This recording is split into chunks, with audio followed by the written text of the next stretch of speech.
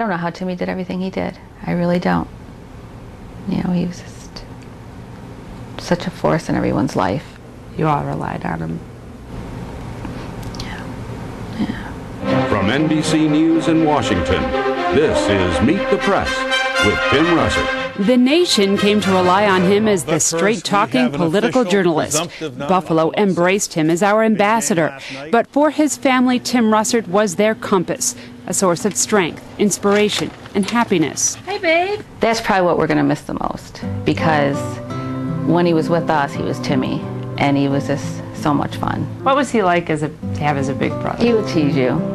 He would tease you. But you always knew if you needed him, he would be there. He was so intelligent. I mean, he would read anything he could get his hands on.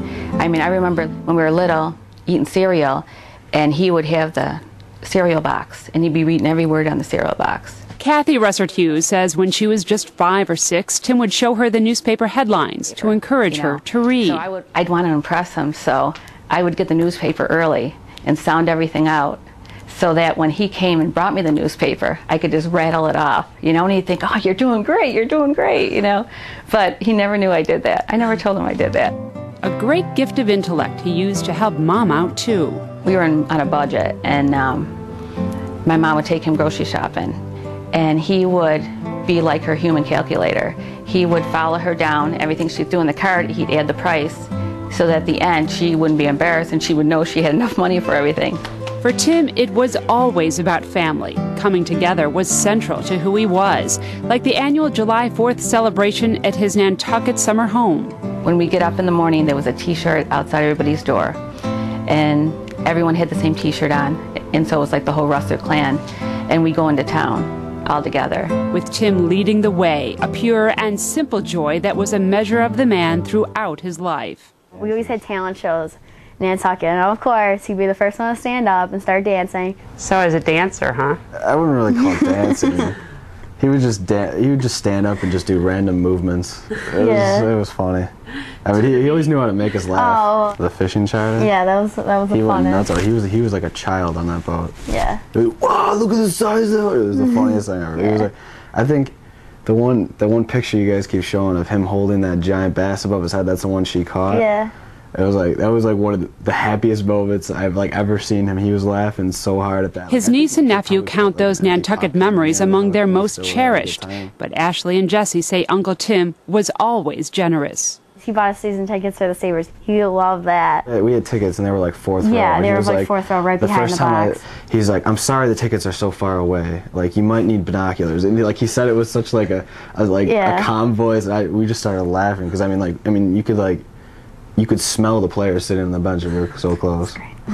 Tim came home to Buffalo with his wife and son each Thanksgiving. And then there was that Christmas Eve about 4 years ago when he decided to surprise the family who had gathered at the Olive Garden for dinner. Maureen, Luke, and Timmy got out of the car and they were starting to walk in, and my older sister, B.A., pulled up.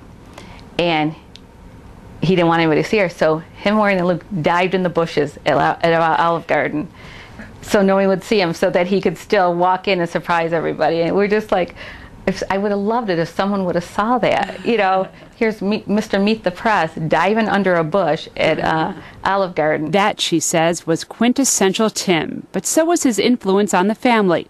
He followed the progress of his niece and nephew and was so proud when Jesse graduated in May from his own alma mater, Canisius High School. Kathy says her brother helped send him there. Tell me about what Uncle Tim provided, you know, in terms of just advice, sort of help you guys on your way. He always told me to get it done. After everything I said, he goes, get it done, Ice. That's it. He didn't have to say anything else. That's all he said. And he's like, you know, just by you putting the extra few minutes of studying, that can make a whole life's difference. And as a dad, Kathy says Tim was completely dedicated to Luke. Luke brought home a dog, and it was a pug. His name was Chamberlain.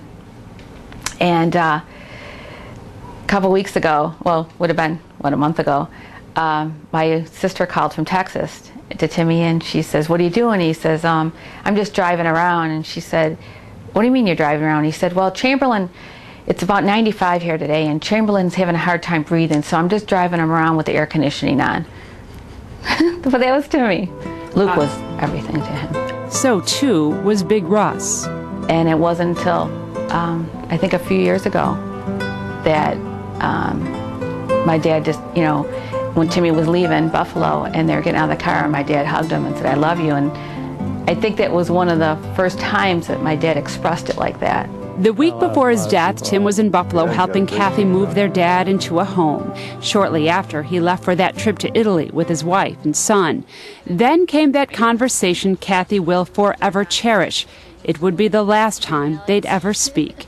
Tim had just returned to Washington from Italy. He called Kathy to ask about the kids. Said if Jesse worked hard in college, perhaps he'd pay for a graduation trip for him, too.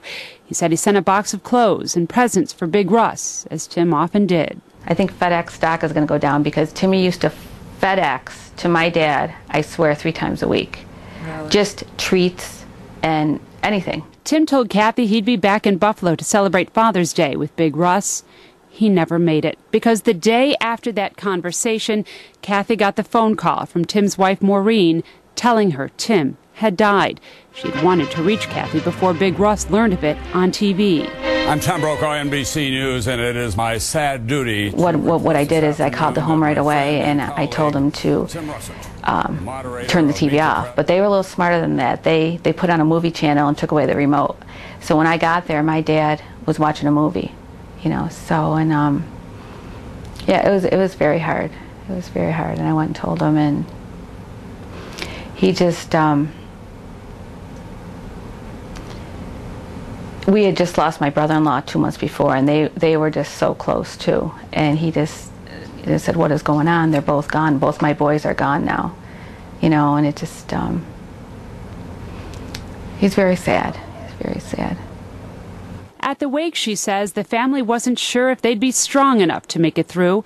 Then they saw how many lives he touched. And they just said to us, "Thank you for sharing him with us," you know. And it just. It was beautiful, it really was. The main thing I got from everyone was my Sunday morning's never going to be the same. And they're like, and they always said like they can count on him for everything. You felt like you could count on him. For people to say like a day of the week has changed because my uncle is no longer there. Yeah. That's amazing. Jesse bears a striking resemblance to his cousin Luke, who has shown unbelievable strength following his father's sudden death. I know everybody's told you that you look exactly like Luke. Every day. There was this one lady yesterday, came up and she just like, she didn't say anything to me. She just held my hand. She goes, "I'm sorry for your loss." And like I hadn't even said a word to her yet. Like I didn't even know she knew my name. However the community chooses to pay tribute to Tim Russert, his own family says they will honor him in how they lead their own lives. What was it that he taught you that you really hope to sort of implement in your own life now? Family. Yeah. And like stick with your faith.